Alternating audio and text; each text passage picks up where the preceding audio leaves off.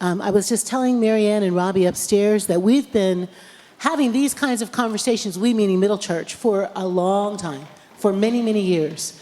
But I think we all acknowledge that this is a different tone, this is a different time. We have heard lots of different kinds of texts, right, in the world. All the things we heard at the Republican National Convention, the things we heard at the Democratic Convention, the rhetoric on news, the talking heads, the stuff we're seeing in our cyber feeds, have our brains a little bit spinning. And so I wanted Robbie and Marianne to help us to think about the state of our union.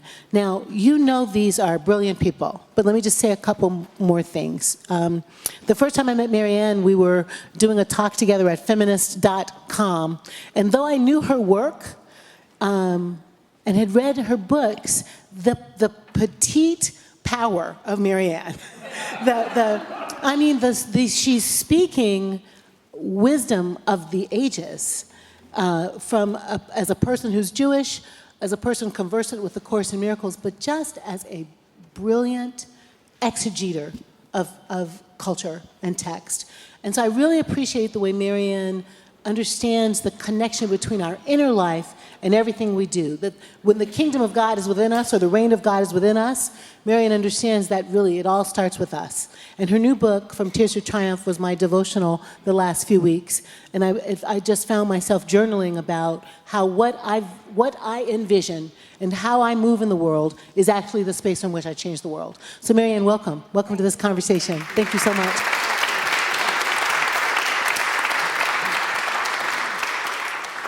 And John and I met Robbie Jones. I don't know which came first, chicken or egg. Did I meet you at AAR, I think? I think I met Robbie at AAR. Robbie, who is a Baptist-trained clergy, but also a Ph.D. and a statistician like that will make numbers sing and tell stories. We met at AAR, and we're kind of connecting to each other in our brain space. And Robbie did a really beautiful study for the Middle Project, where he did a kind of ethnographic study of what young millennials think about faith. And though it was a small study, it really has guided our ministry, like 25 young adults talking about what matters to them. And Robbie, you should know that our congregation has grown from having to beg 25 young people to talk to you to about 200 young adults actively in our congregation. So, yeah.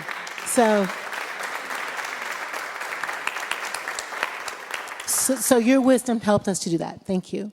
I'm going to talk only a little to ask them a couple questions, and they're going to talk, and at about 2:15, we'll invite you to speak as well, okay? Robbie and Marianne. Robbie, I'm going to ask you first. Your book is The End of White Christian America. What is going on in the state of our union? Yeah, so the book has this provocative title, right? The End of White Christian America. And what you should know about the book, I think, is that it is mostly a data-driven book. So it's not a screed. I do begin the book with an obituary for White Christian America, and I end the book with a eulogy. I try to sort of treat it as a metaphor, really, for this changing landscape that we find ourselves in the country.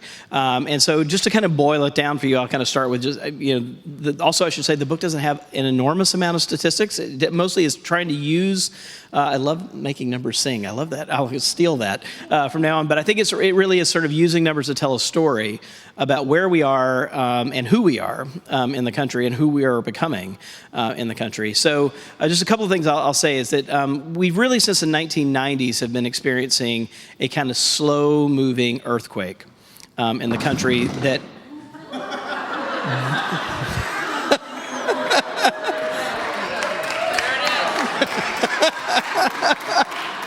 Sound effect. That was great. Yeah, that was awesome. Right. Think what else I can get you to do. And a thunderstorm.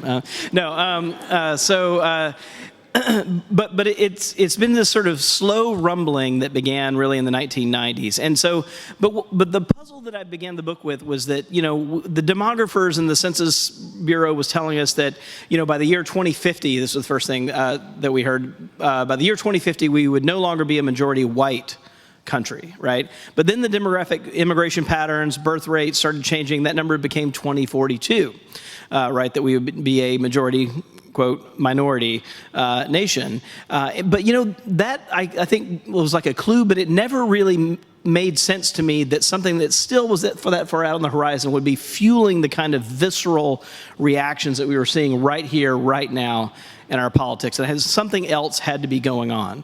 And as I looked at it, it became clear to me that, what I do in my day job is I'm the CEO at Public Religion Research Institute, which is a boutique kind of research organization that studies religion and politics. And so we do about 90,000 interviews a year with Americans about their religious identities, behaviors, and practices.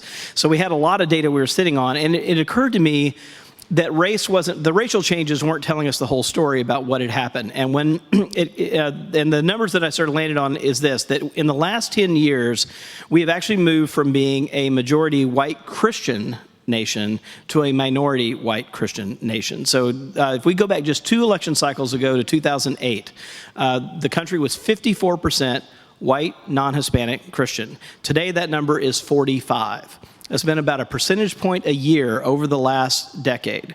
And that is, in sort of demographic terms, that is a really fast move. It's been sort of building and building and building since the 90s, and then it just accelerated over the last 10 years. I could talk a little bit more about kind of what's driving it, but that was the kind of key change that I sensed was really causing a lot of anxiety, a lot of energy in our politics that I think helped us kind of understand our current moment. The one last thing I'll say is that the word Donald Trump does not appear in the book anywhere, and but I actually think it's useful that I actually closed it. We had locked the text of the book basically about the time that Donald Trump announced his candidacy.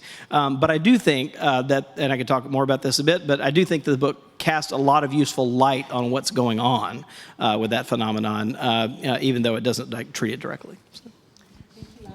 Marianne? I'd love to. Please, do it. Just a minute. When she said that you talked about how millennials and young people see faith, can you tell me a little bit about that? Sure. Okay. Well, this will give me an excuse to. So one of the external things I mentioned driving these changes are demographic, right? There are immigration patterns, largely from Mexico, rising numbers of Latinos in the country, and then they are declining birth rates among whites that aren't keeping up with birth rates among non-whites in the country.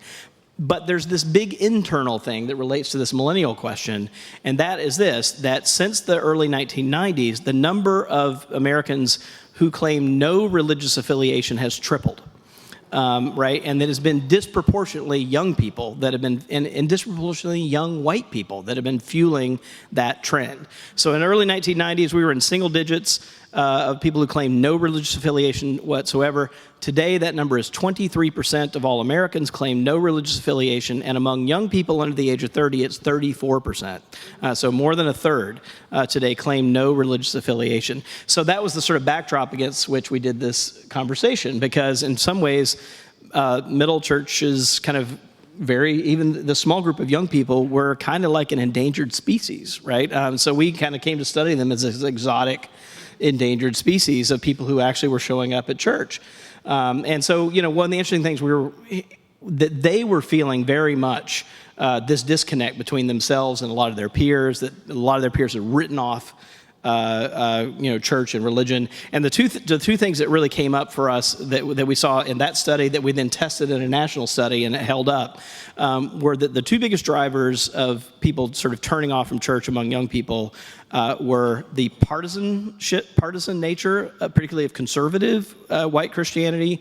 And the second thing was negative treatment and negative teachings about gay and lesbian people. Those were the two things that turned people off the most. And in fact, when we measured this in a national survey, nearly a third of young people who had been raised religious but by their 20s had left, said that they left over that one issue, that had been a very important reason that they had left the church. Let me just add to what Robbie's saying, one sentence, and then ask Marianne to tell us what's happening. There's a book called Unchristian that's written about evangelical young Christians. And evangelical young Christians are resisting homophobia, and they're resisting anti-Islamic sentiment. They don't want to be in churches that are saying because we're Christian, we don't do Muslims and Jews. And I just think that's an interesting point as well. Marianne, what is happening? Well, also I wanted to point out, there's a younger generation of evangelicals who's changing in a lot of ways. There's a younger generation of evangelicals who are showing up about poverty, sex trafficking. So you actually see some changes among evangelicals, among younger people. And I also think that the fact that young people are rejecting religion, I don't think they're rejecting God. I think that they make up a large part of the whole spiritual but not religious sort of category. You know, the beauty of America, there are many, many layers of experience, and this is true of us as individuals, and it's true of us as a nation. And Robbie's, and they all matter, and they're all part of the great, you know, as we understand the different dimensions. And Robbie is tracking things that are happening on the outside. But the principles that inform this country are such that theoretically, you know, when you look at our founders and the principles that they established, they did not intend to come up out of the grave every generation and tell us what to do. What they did was they established certain principles which, if embraced vigilantly generation after generation, would guide us no matter what our external circumstances were in any particular time or age. And of course, the irony is how many times they themselves did not embody those principles. But the genius of America is the principles themselves. Our founders were not just about exalting any majority. Very foundational to the U.S. Constitution and the principles on which we are founded is protection of the minority. That's a basic American principle. Black people in America aren't white Christians, even if they're Christians. Jews aren't white Christians, even if we're white. And I know, I know as a Jew, I never felt growing up that America belonged to white Christians. And I would hope that African Americans didn't grow up thinking America belonged to white Christians. That's the point of America. It belongs to all of us. And that is why it is so important for us as we go through periods of change. You know, Eisenhower said, President Eisenhower, Republican president, said, the American mind at its best is both liberal and conservative. And I think that's true. And high-minded conservative principles and high-minded liberal principles, high-minded, do a dance, a yin and yang, which is a contest that moves us forward. High-minded conservative means to conserve those things which are eternally true. And what is eternally true, no matter how the demographics change, no matter how the numbers change, is that there are principles to which we all give fealty. That's the point of e pluribus unum. E pluribus unum means many different cultures, many different ethnicities, many different, and that's the whole point of the e pluribus unum, out of many one. So out of the many, Jew, Christian, Muslim, or anything else. Jefferson said, whether a man believes in 20 gods or no gods, neither picks my pocket nor breaks my leg. That's the foundation of religious pluralism. So the idea, that's what's interesting, the genuinely conservative idea, if you're talking philosophically, is that numbers change. This is history. You know, no generation, nobody, you know, this is just, you never in any country does one ethnic face, even if it rises up, it never stays forever. But the genuinely conservative principle that moves us through all this is the realization that this country belongs to all of us. The only danger, as I see it, and I think this is particularly true of okay, let's go back a little bit. Look at a country like France. The reason Europe has had even more problems than we've had is because there is a tradition of assimilation here. Because there is a tradition, I think of my grandparents, now obviously if you're African American and you're descended from slaves, obviously your parents did not come here to get a better life. But any other minority in America, somebody came here hoping for a better life and wanted to be of this.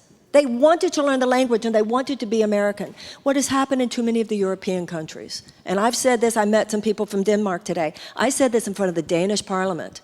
Don't open your borders if you're not going to open your hearts. And so what happened in too many countries, the borders were open, but then on every single level, the walls were up. America, the point is, the only reason we would have to fear people is if once they're here, we treat them like this. Rather, teach all children that this country belongs to all of us. It's not about, religious tolerance or ethnic tolerance, because tolerance still means I'm judging you. We don't want to be a colorblind society. That's a handicap. We want to be a society that celebrates everybody, that we actually celebrate the Christians, and we think listen, white Christian America has done a lot of good things too. And African-American culture is doing great things, and Jews have done great things, and they've all done great things. This isn't a contest for greatness, because greatness is the Spirit of God, Spirit, whatever you call it, within us all. So I think that this is a time for all of us to think very deeply about what America is supposed to be. And even though these data, it's kind of like when you hear that you're sick.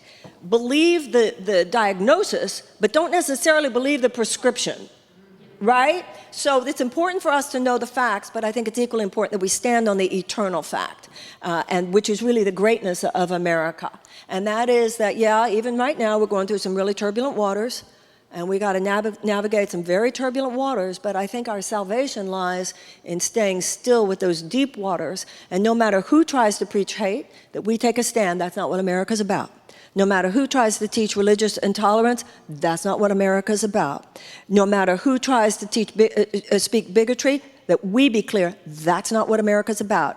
Anybody who even acquiesces to injustice, that's not what America's about. I think the ultimate antidote to what America's not about is that we be very clear what America is about.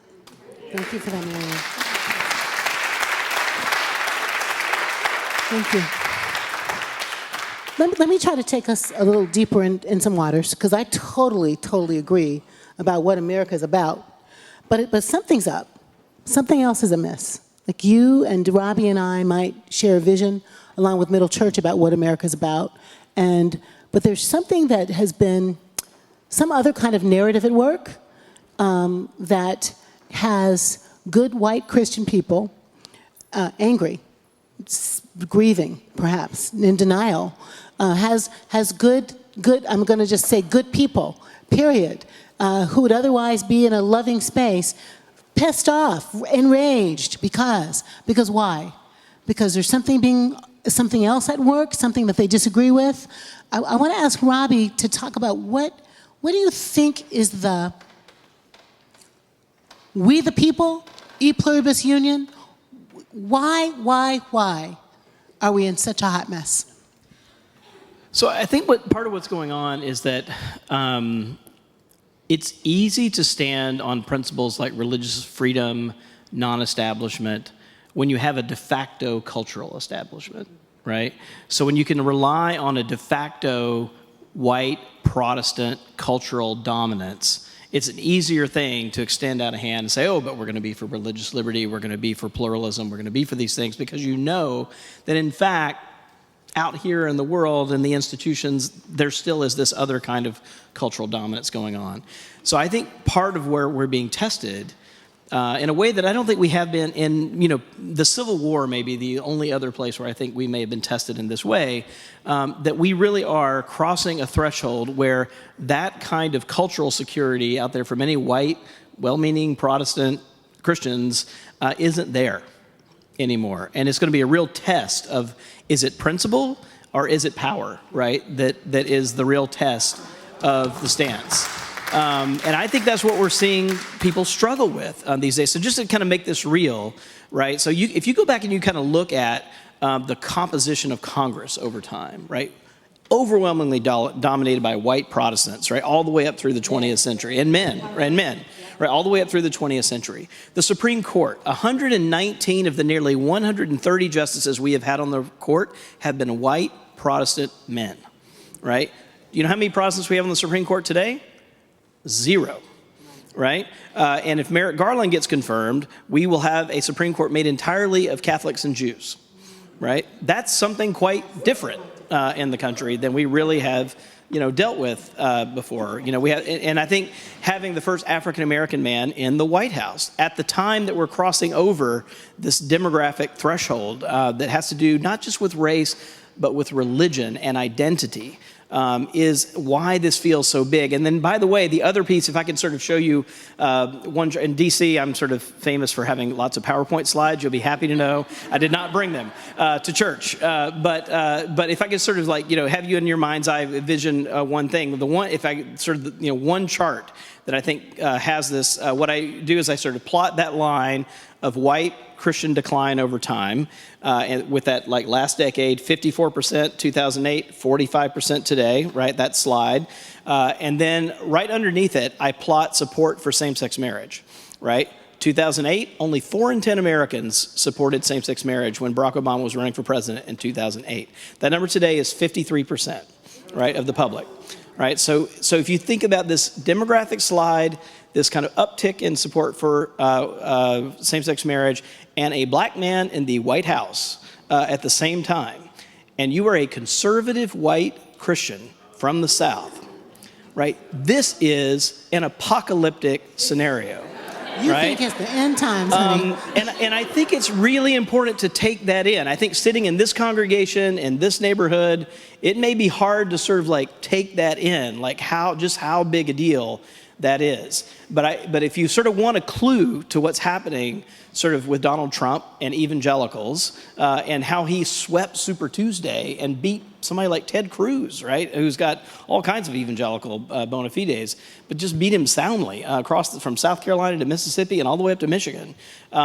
It's this appeal to make America great again. That last word, right, that last word again, means something very specific when they hear that. And I say, it's we. I mean, I'm from Mississippi. I grew up Southern Baptist in Mississippi. And so I have, and I think I have some insight in addition to kind of the social science data, but I'll kind of throw this out and then we'll throw it back. But my take on what has happened is, given all of this change, this deep anxiety that I think it has caused among many white Christians, what I think has happened with Donald Trump is that he's basically converted self-described values voters, right? We heard that term a lot in previous election cycles, into what I've been calling nostalgia voters, right? That are really looking, so when they hear him say that, again, it really is about, and he says things like, when I'm elected, I'm going to restore power to the Christian churches, right? And, it's in the same category, I think, as I'm going to build a wall. Right? And I'm going to make Mexico pay for it. I'm going to restore power to the Christian churches. All of these are things that are about kind of preserving a past vision of who the country is and really turning back the clock. The only thing that there's a juxtaposing reality to everything that you just said, and that's, as every Jew and every black knows, this shit's not new. Right? I mean, this is like when you have a certain virus and it's in your system. Racism and anti-Semitism are not something that just emerged, or homophobia or anything like that. It's like a virus that goes to sleep. And once it's in your system, and it's in humanity's system. And in this country, this is not the first time white Christians have been upset with black people. Hello. We had slavery, then even the abolition of slavery did not abolish racism, because that's an inner. Slavery was a symptom of the deeper dis-ease, which is a moral dis-ease. And then racism, in a way, burrowed even more deeply after the Civil War. Ku Klux Klan, John Birch Society, the lynchings at the end of that century, which then started an entire chapter of institutionalized white supremacy. So it's not like they haven't been fighting back for a long time. Even took slavery away, then they fight back with institutionalized white supremacy. They didn't exactly go, oh, okay, when the civil rights movement came. So this is cyclical. Do you see what I'm saying? Now, one of the things that I think would bear some very interesting research is that it used to be more geographically contained. But once again, if you know history, this is part of the problem. One of the biggest problems in America is that we don't teach our children history.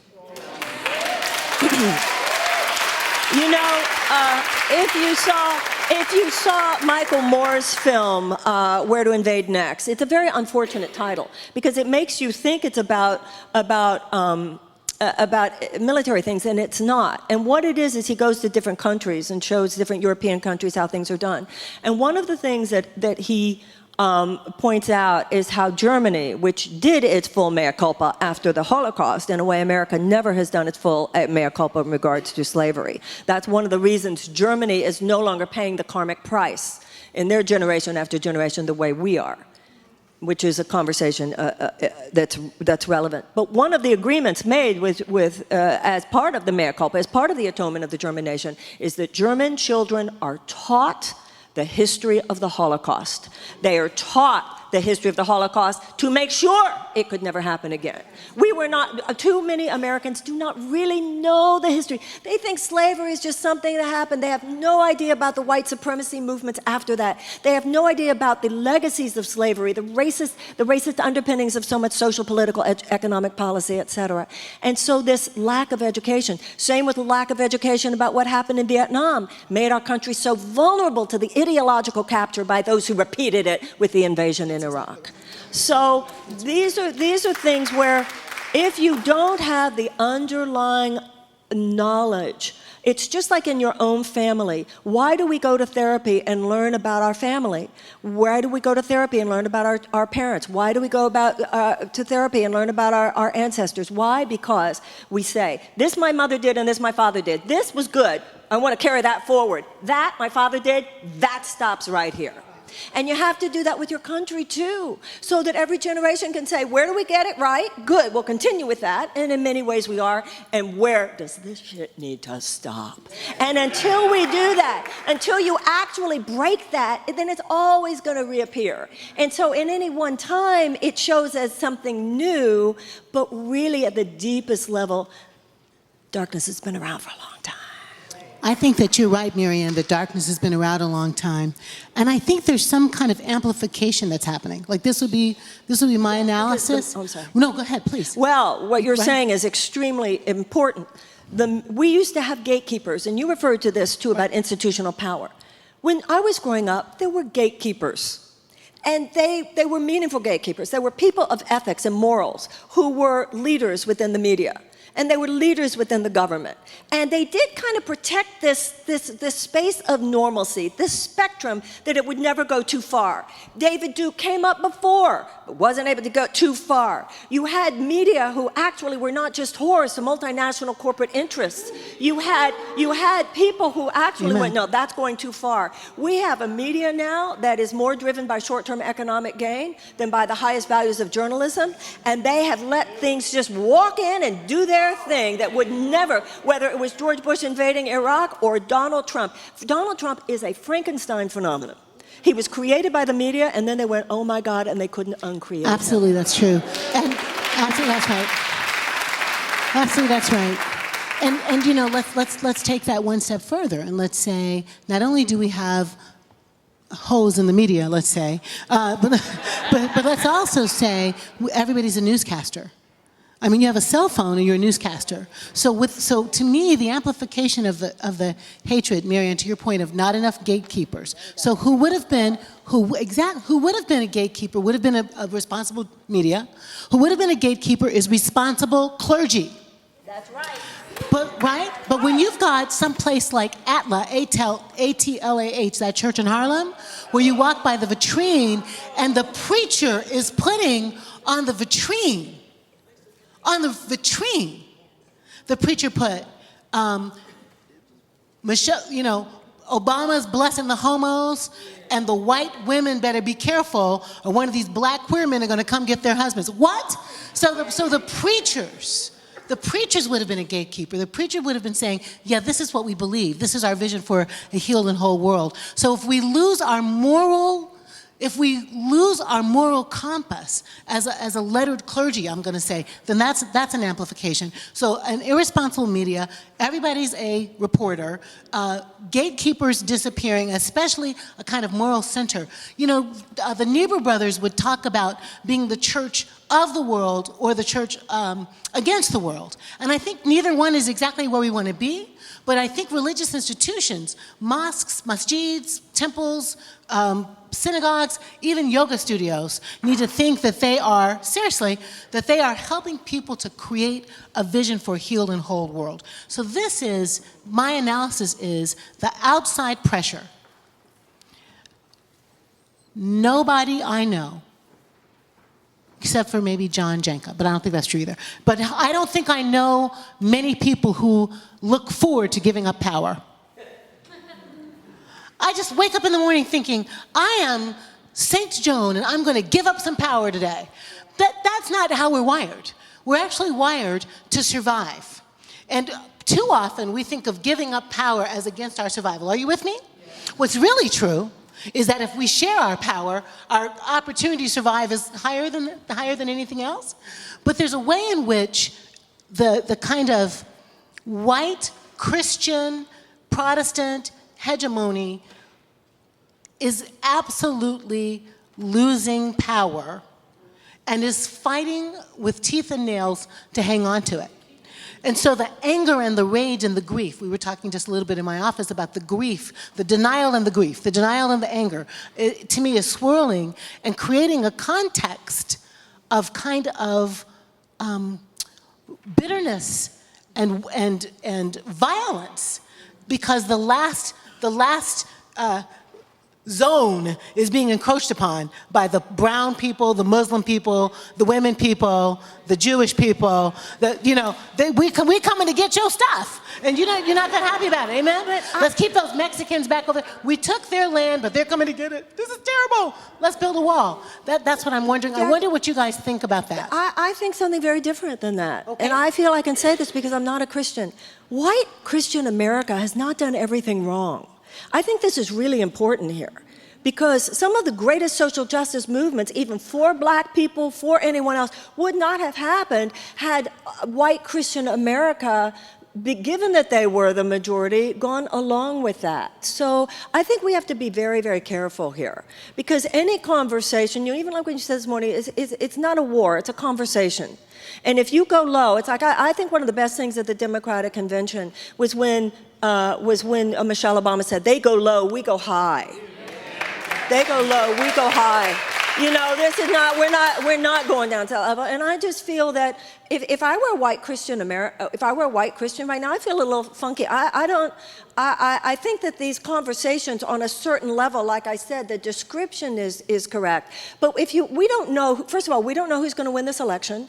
So white Christian America has not spoken, actually, and they won't speak on this for another 99 days. White Christian America did elect the first black president 8 years ago and then re-elected him.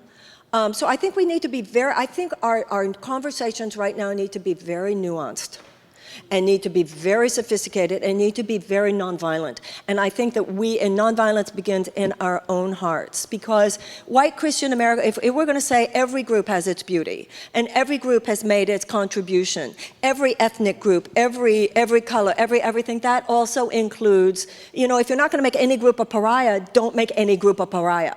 But in the nature of the conversation. But I'm going to push back only a little, because I think we are in an analysis place. But we don't have the numbers on this. Oh, yes, we do. We don't have the numbers to show which way they're going. No, I'm not we talking won't about have that. For 99 I'm days. not talking about that. I'm talking about an analysis of where we are right now. And where we are right now is that a spokesperson for a loss of worldview actually is stirring up violence and hate. So I'm just trying to keep that honest. I'm married to a white Christian America, right over there. So his name is John. So right. Blacks were no, friends.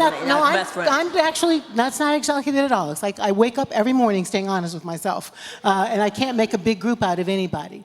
But I think in an analysis place, and I agree with Robbie's analysis, in an analysis place, there is a loss of something that has led to the violence.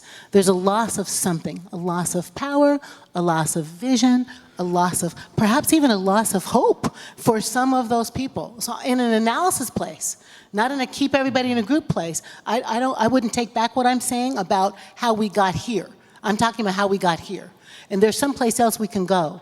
But when in the context of I'm okay, in the context of my worldview is okay, white Christian America did elect Obama. In the context of I'm okay and I can be generous, white Christian America has been generous.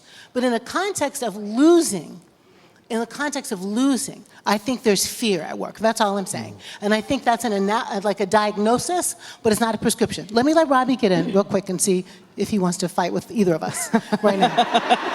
Yeah, I mean, the thing that has struck me, I think, over the past couple of weeks, I spent way too much time watching the two conventions, as many of you may have also done, and maybe bless you if you didn't. But the thing that that you've seen the commentators come out with it, any number of articles have just seen like there is like two different worldviews at work, right, and two very different visions of America at work, and I think that one of the things that I've sort of written, and I don't think it's an exaggeration, really, and I don't think it could be read as just self-serving because I wrote this book called The End of White Christian America, but I actually don't think it's an exaggeration to say that part of what's happening, not all of what's happening, but at least a significant part of what's happening in this kind of worldview clash is that in some ways this election is serving as a referendum on the death of this cultural era, of the death of white Christian America. And what do we make of it, right? Is it a good thing? Is it a bad thing? Are we grieving? So in the last chapter of the book,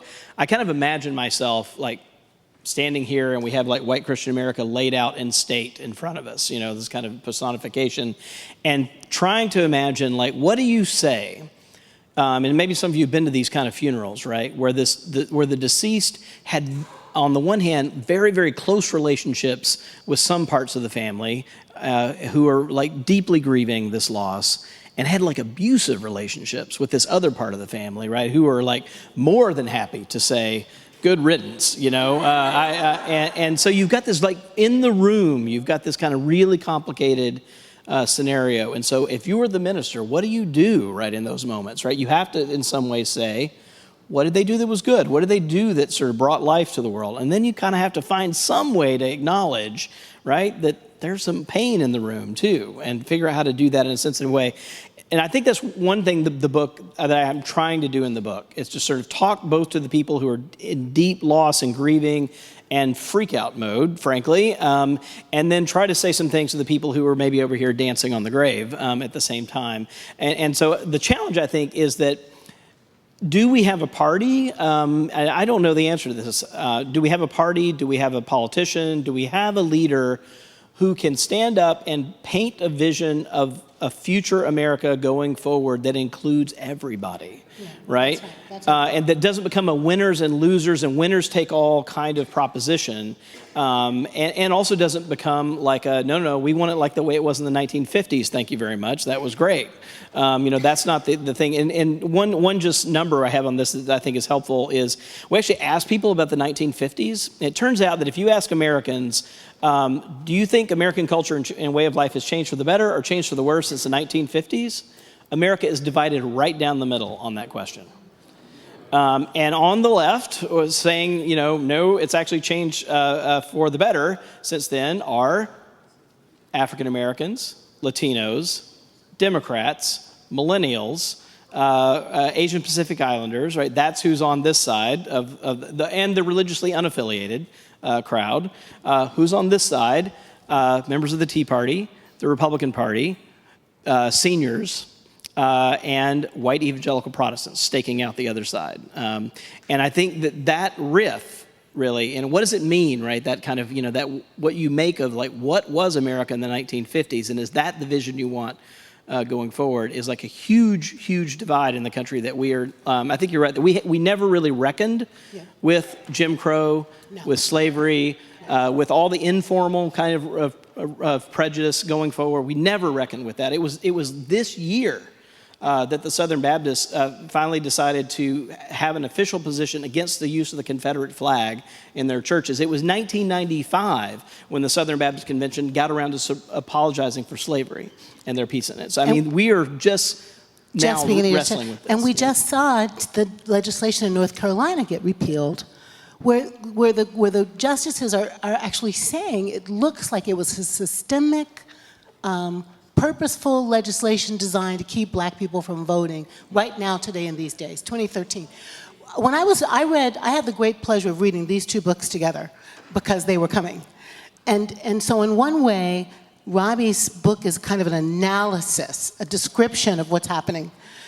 And Marianne's book is, to me, Marianne, your book is both an analysis of what's happening inside us, but also a prescription about it, which I think has something to do with what we can do on the outside. So can I try to redirect a little bit and have you talk a bit about, like, I love the way you're using the Buddha, Moses, and Jesus ministry stories, lights, to talk about the dynamic inside ourselves.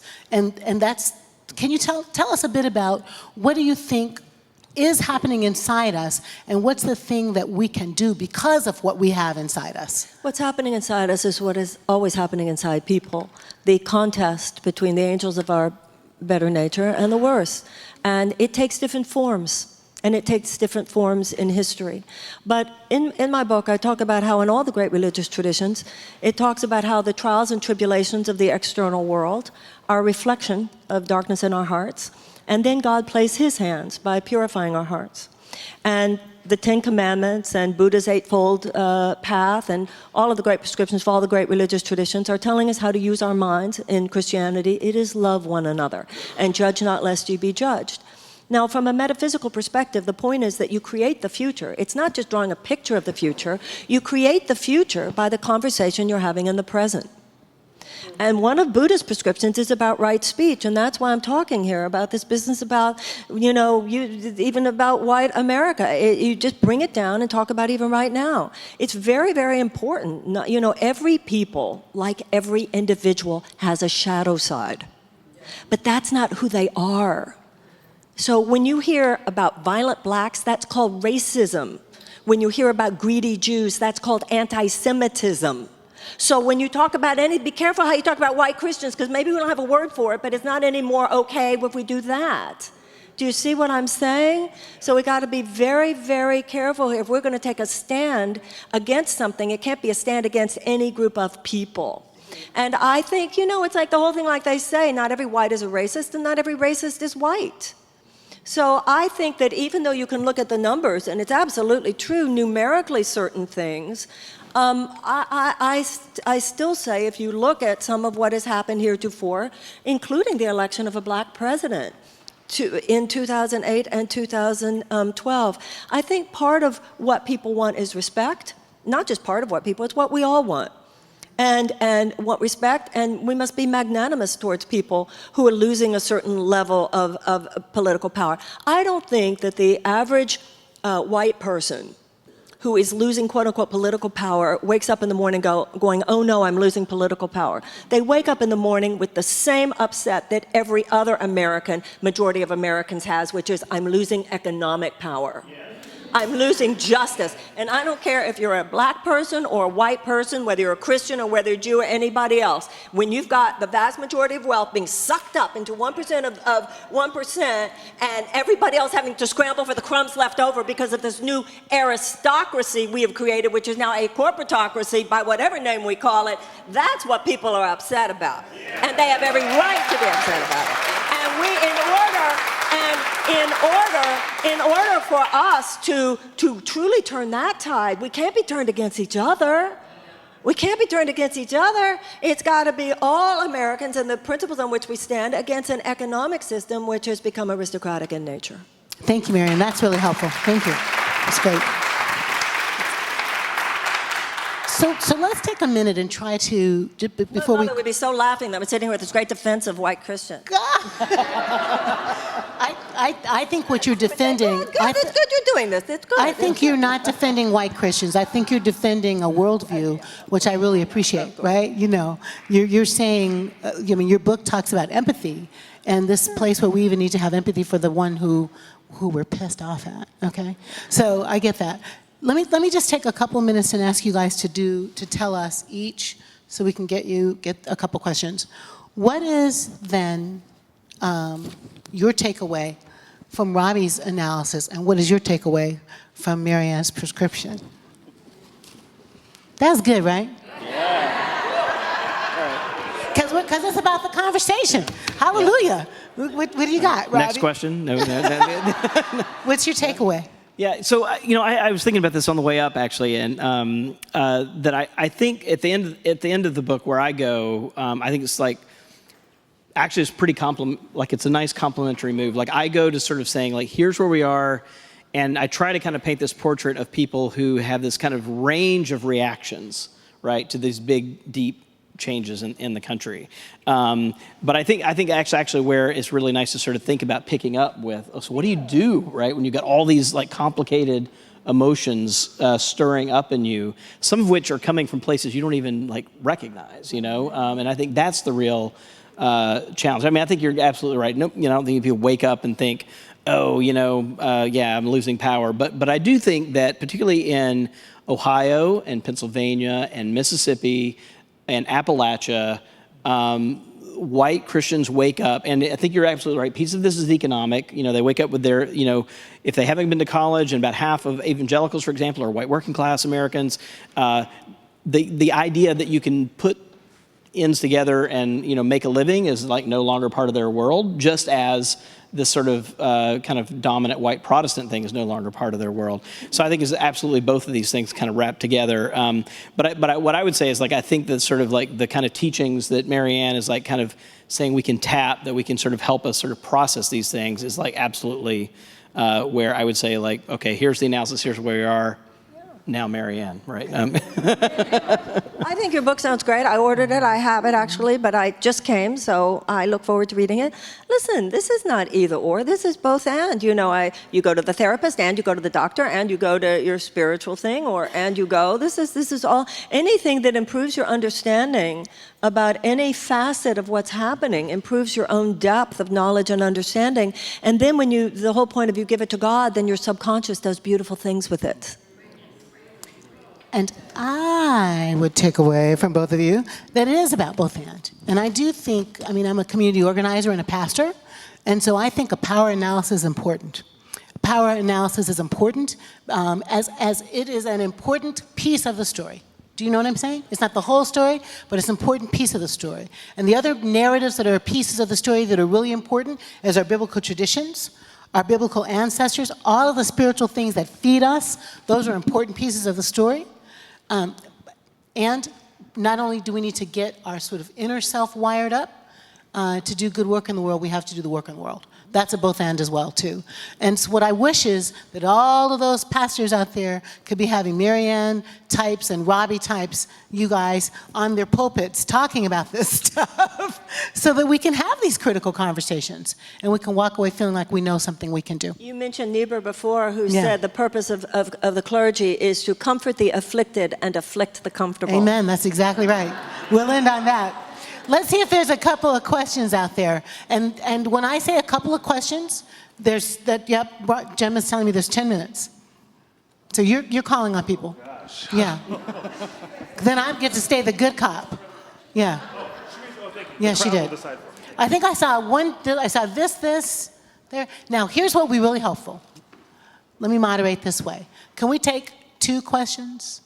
And then, like, take 2 questions. Like, say your question, second person say their question, and let's see how we can respond, okay? And you don't get to preach, you just have to ask.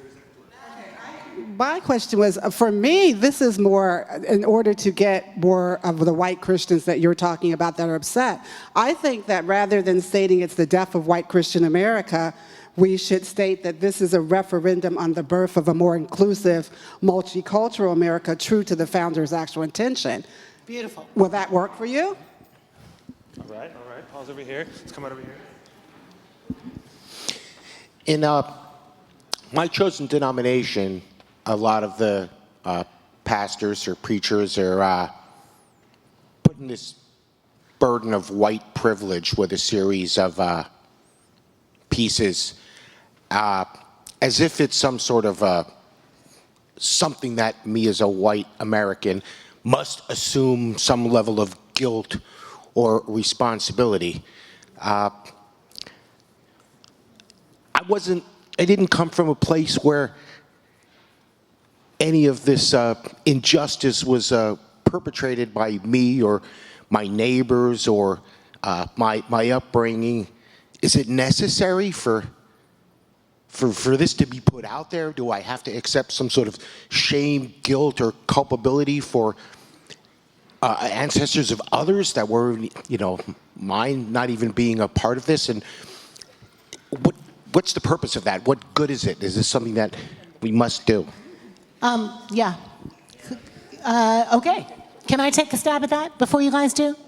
So I'll take the first one. I'll be really quick. Go. So the reason why I named, or I sort of called the book "The End of White Christian America," and I treat, with all the kind of dangers of doing this, treat white Christian America as kind of a metaphor for this kind of institutional cultural power that existed in the country in a certain kind of way, is that I think it's important to name its passing.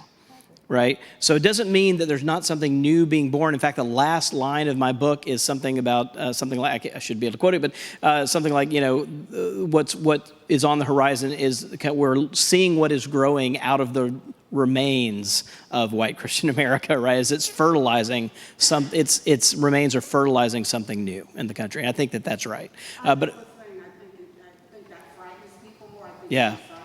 I think that why not present it in a more Yeah. positive light as the person. So what I Because would he's say trying is to that be they're already provocative. frightened and they don't know why exactly, and that's why I wanted to put these numbers out there and put it out there really clearly, because it's when things are on the table that I think you can deal with them in a more direct way. I'm going to ask Marianne to take that second question. Marianne, what about, because Marianne did a really beautiful thing here at Middle, what should white people be thinking about white supremacy? What do you think? What should white people be thinking about white That was his question. His question was,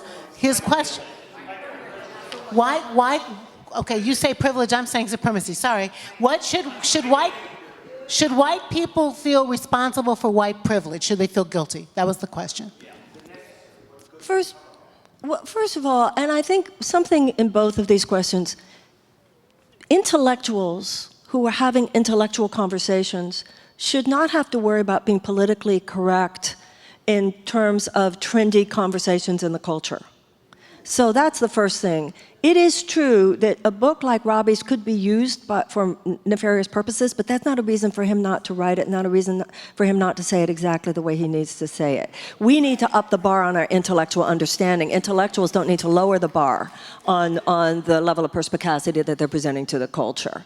That's number one. Number two, I think that this is a question that a lot of people don't understand that relates to what I said before about Americans not knowing their history. Nobody is saying that you as a white person owned slaves. We're talking about systems. So if I'm a white person, for me to acknowledge white privilege is not for me to take some personal blame, but it is for me to have this is why we really need a better educational system. It is our superficial thinking that is killing us in this country. We need to be able to have a deeper, more meaningful conversation. Nobody's saying you own slaves. Nobody's saying that you as a white person, but you should be able to step back and make it not about you. Is really the question. Not about you. It's about how systems operate and about how, as a voter and as a citizen, you are responsible for the systems and the continuation. That's why the conversation about reparations and so forth is so significant. So I just agree part so much. of I agree. So I Yeah. think as we lift our level of conversation, we're able to realize we're not talking about individual little acts of this or that. We're talking about how systems operate on a large scale. And level. inside the systems, I totally agree. Thank you, Marianne. I knew you would do that. Just nail that. Both of those things. But also, then we are also part of the system. So the other part of it, the next step, and that's where reading these two books together was mind-blowing. Get them. The next step is for our hearts to be broken for each other. That's the next step. So the one step is, it ain't about you, but the other step is, because it's about me, it is about you. It's about me when Marianne experiences anti-Semitism. It's about me if a child is hungry. It's about me if somebody gay is getting stoned on the street. It is about me because we are a people. So I want us to both be systemic thinkers, but also I want us to take it personally. I want us to take it personally until we have a just society. When it's all done and over, let's all go have a glass of wine about it. But until it's over, let's take it both systemically and personally, that when my sister is hurting, I'm hurting. And that to me is the next step. Okay. Which one? Where? Lila? Oh. The lady right there. Right there. Okay. I'm just going where you tell me. Right? Now. We're going to Achebe? Who? Is that who had her hand up? Right there. Okay, Lynn, yes, okay. And then Lila, and then done. I'll keep it Two short. questions. I'm a product of the 50s. It was right after the Second World War. We were the silent generation. I have a lot of friends in New Jersey.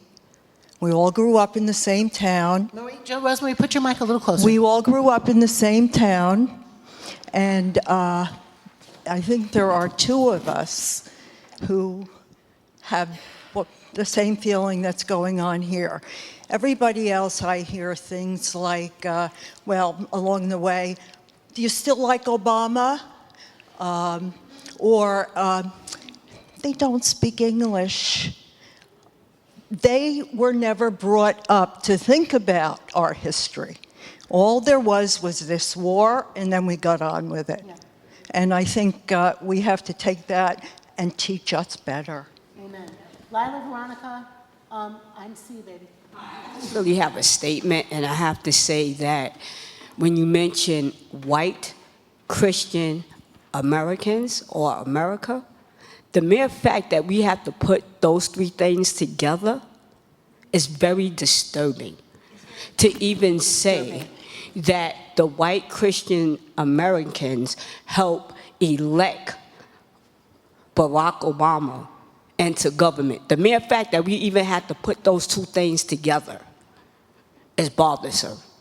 Because we are not saying people put Barack Obama into office. We're still segregating people and putting people into categories. I don't know if I misunderstood what you said, but that's what I felt when it was said, because you made the point a few times about how we need not to negate what white Christian Americans have done for us. From a black person's perspective, they've done more than enough, and some stuff that we didn't ask for. So for them to vote Barack Obama into office, what do? We say, oh, thank you now? Yeah. Okay, so let's let Marianne speak to that, then we'll catch Veronica. Okay, I see. 1, 2, 3. Okay, go, please, Marianne. There's an anti-intellectual strain in America today, and it scares me. People should have whatever conversation they want to have. They should write whatever book they want to have, and other people shouldn't be telling them that they should have written a different book. And people shouldn't be, this is America. This is what the free of ideas is what it's all about. And if somebody's particular take is a particular combination, that's the particular combination, particularly when you haven't read the book. There's something chilling about this, and I hear it too much in America today. You should have said it differently. You should have written a different book. No, that's what that person's offering was. And I did not in any way say, as you've heard me say, sir, I'm a Jew. I'm just talking about the numbers. I was just saying that the numbers are such that if a majority of white Christian Americans or enough had not been willing to vote for a black man, that Obama would have won. I was simply pointing that out. I did not in any way say they gave a great gift or you should be grateful to them. I'm just pointing out a sort of numerical fact. And I think we need to be really careful, ladies and gentlemen, and how we just let people have how they wanted to say it. Thank you. Which is, I know, we got 1, 2, 3. We're gonna get 1, 2, 1, 2, 3. 1, 2, 3. That's all. We're going to hear it, and that's 1, 2, 3. But while we're coming, we're going to gather those thoughts. You're not going to make a point. You're going to ask a question. They're questions now, okay? And so the questions, and then the answers are, yeah, these are our thoughts. That's why we're having a conversation. No, thank you. Thank you so much. I have 2 questions that have been asked of me, or to me, and it's very difficult for me to answer. And I'm hoping that, to hear your thoughts and perspectives on this. And I appreciate you so much being here. Number 1, in regards to the Muslims. Listen, Veronica. Say it louder, honey. Put it right sorry. Big loud. In regards to the Muslims, for instance. Listen, Veronica. You can tell me all you want, but no other religion is out there so extremist and so violent as the Muslims, right? They go out, chop people's heads, all of this. You don't have Jews doing that. You don't have Christians doing that. What do you have to say about that? Number 1. I'm sorry. I'm asking a question that has been asked to me that's on, apology. Number 2 is that Second, Veronica, you talk so much about Black Lives Matter, but you know what? Black people kill more black people than anything else. How do you address that? And it's my lack of, you said I need to educate myself so much more so I can have more stronger arguments on this. It's just my question to you, how will you address that? Can I answer that while the mic's going? Go, Jim. It was, yep, and then that lady in the red. Sorry for calling you the lady in the red. Here's the answer. Some Muslims do blow people up and cut off their heads. And some Christians gassed Jews, exterminated Jews, in the name of Christ, because they were Christ killers. Christians did the Holocaust. Christians did the Holocaust. Christians did the Inquisition and tortured Muslims to try to convert them. Christians. Well, this is where Marianne's words are so true, that history repeats itself, and today, some Christians are stoning homosexuals. So that nobody's got a monopoly on evil. Okay, and nobody's got the monopoly on good. And the second thing is about black people killing black people. I get so sick of hearing that. I just get sick of hearing that. Black people kill people who live next door to them.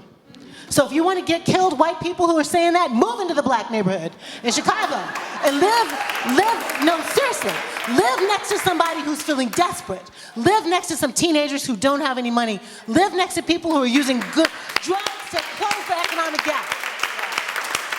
If you're really worried about black-on-black crime, move into the poor black neighborhood, integrate that Mother Hubbard, and see how it goes. That's the answer to that question. Okay. Next. Yes, please. Okay, I hope that was helpful. I want to say something about that first thing you were talking about Muslims. Progressives make a big mistake when we fail to acknowledge that that is a legitimate concern. That, and you were right, it's not just about what happened hundreds of years ago or whatever. There is a virulent strain of Islam out there. One of the things that I believe has empowered Trump is the fact that too many of us sound to some people like we don't get the problem. I like very much what Obama said. Obama said, when he said, why would it matter what language I use? You think the people out there fighting this every day don't know who we're fighting? Obama has been great about this. Unfortunately, his voice is on a lot of these things has sort of, for a lot of reasons, been drowned out in the last few months, many of which I think he's responsible for too. It doesn't matter. The point is, I think he really hit the note on that. But the point is, there is a very virulent strain, and the West does have a reason to be concerned. Having said that, let us remember who the main victims are. The main victims in every country where this stuff is rising up are other Muslims. So that's the point. So our point is, of course, there is evil. See, because they think we don't get that there's evil in the world. It's evil. We get that there's evil in the world. Excuse me, and a Democratic president led us in World War II, and he did okay. So it's not that we don't get that there's evil, but then it's what you do with evil. And if you take the whole people and say all Muslims, then as Hillary Clinton herself keeps saying, we need to be in alliance with all of the highly civilized, this is a great civilized culture of Islam throughout the ages. So that's the point. It's not that we don't see that. It's to remind people that the main victims of that are other Muslims, and that's why we need to be friends. They are the front line in this country in helping with this, because they can know who's in the neighborhood, and the alliances that should be existing out the world. I just wanted to say that. Bobby's going to answer that question. We're going to hear the really quick comment from Karen, and what's your name? Carla, and then we're going to wrap it up and go sign some books. All right. I'll be brief. One piece of context that may help here is that very few Americans know anyone who's Muslim. Like, that is one of the biggest challenges, I think, for this issue in the U.S. context. Very few Americans know Muslims. Oh, sorry. Very few Americans know personally anyone who is Muslim in the country. So Muslims make up less than 1% of the U.S. population. And if you don't live in a sort of major metropolitan area, your chances are very low of having any kind of regular interaction with anyone in your neighborhood, in a store or anything like that. And the challenge is that then, so where do people get their information about who Muslims are when they don't have these regular interactions? They get them through the media, right? And so in survey after survey, when we look, there are two groups by media consumption who say that they feel very comfortable with their level of knowledge about Muslims. That is PBS News watchers and Fox News watchers, right? Are the two groups of media that consume media that say they feel like they have a great deal of information about Muslims. And as you might imagine, they draw very different conclusions from that. Thank you, Robbie. Karen and Carla? I see you. Basically, I wanted to address the idea of, white Christian privileged people or the movement of Put your mic closer, hon. Black Lives Matter, and remind people that these are constructs, they're intellectual groupings or ideas that allow us to deal with situations, that they're not set in stone. And Meaning related race is to, a construct. Is that what you mean? Race is a construct, yeah. well, the ideas, the labels we put on people. A lot of people don't like being labeled or pigeonholed. And so that's where maybe you get that 34% of people that are not aligned with religion. My question is, all the people that support Mr. Trump, for instance, or all those people that feel disenfranchised and are angry and we don't know where it comes from, how do we hug them?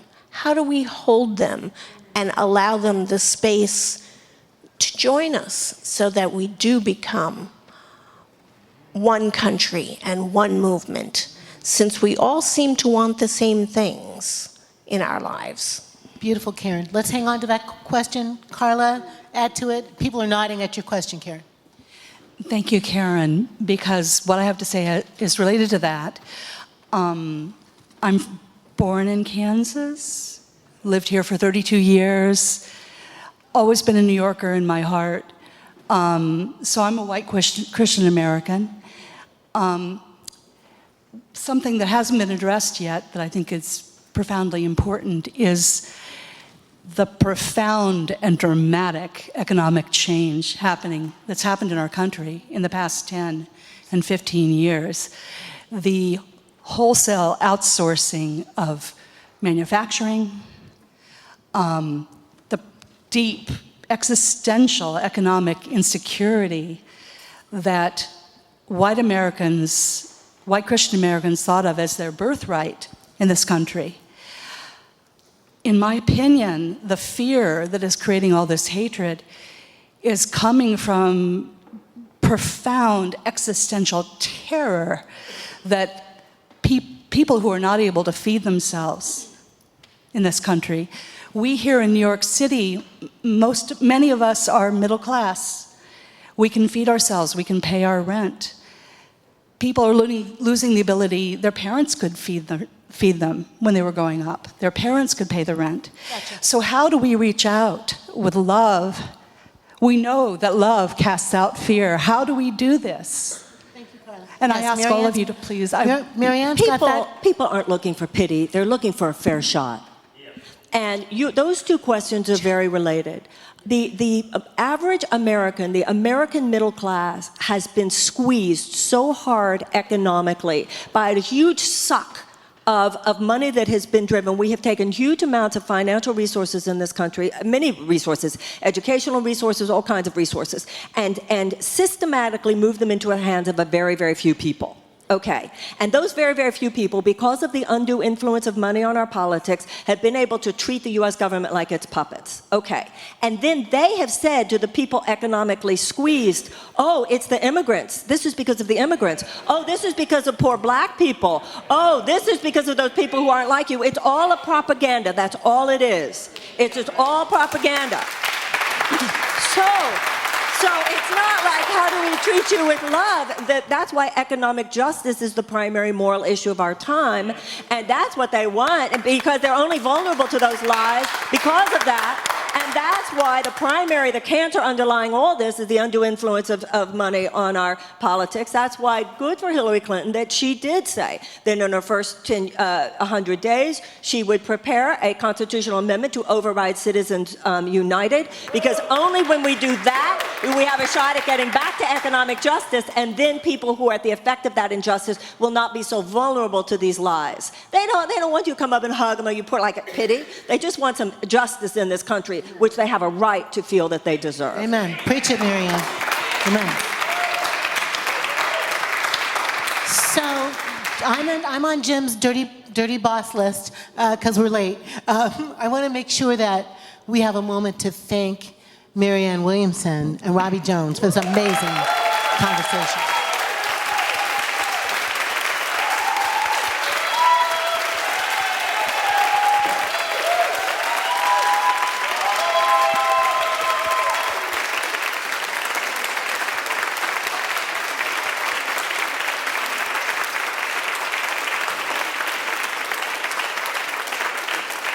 What I'm going to encourage you to do now is buy their books, because these are conversations, seriously, like, I don't care, that's their money. but I was deeply moved by putting these two books together. I thought they were wonderful. So let's go. Marianne and Robbie are going to sign books for a little bit in the social hall. I'm sorry we didn't get to all your questions because we never have enough time.